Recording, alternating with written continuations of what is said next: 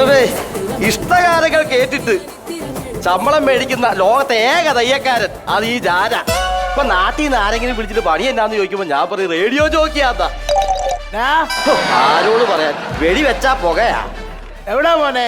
ആ അത് കറക്റ്റായിട്ട് കേട്ടല്ലേ. ഉള്ള പണിയല്ലേ ഏറ്റേച്ച് ഈ ആശാരി എവിടെ പോയി കിടക്കുവാ. നാട്ടുകാരുടെ ചീത്ത വിളി കേട്ട് ബാക്കിയുള്ളവന്റെ ഊപ്പാട് വന്നു.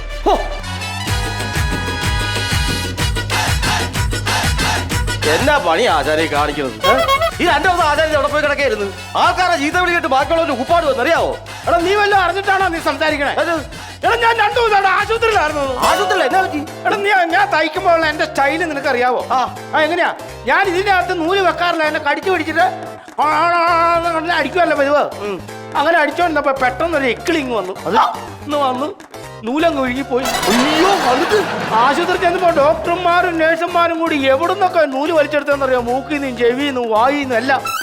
ലാസ്റ്റ് നൂലിൽ കെട്ടി ഞാനിങ്ങനെ പിറ്റേച്ചാരി നിൽക്കുമ്പോ ഒരുത്തം വന്നിട്ട് ചോദിക്കുക, ഇതെന്നാ പട്ടുനൂൽ പുഴുവാണെന്ന്. എനിക്കുണ്ടായ ദേഷ്യം എന്നാക്കേന്ന് പറഞ്ഞാലും ശരി, ആശാൻ ഇവിടെ വന്ന് തയ്ക്കേണ്ട ആളല്ല.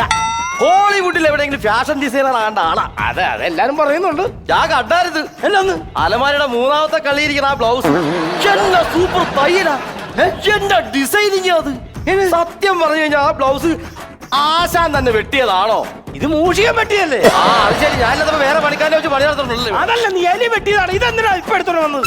എലി കളഞ്ഞ സാധനമൊക്കെ ചോന്നോണ്ട് ഇങ്ങ് വന്നേക്കുവാ. എലി വെട്ടിയാലും പുലി വെട്ടിയാലും ശരി, രാവിലെ ആ ഷിബു വിളിച്ചായിരുന്നു. അവന്റെ കൊച്ചിന്റെ യൂണിഫോം തയ്ക്കാൻ വർഷങ്ങളായി. ഇന്ന് കൊടുത്തില്ലെങ്കിൽ ഇവിടെ കൊലപാതകം നടക്കും.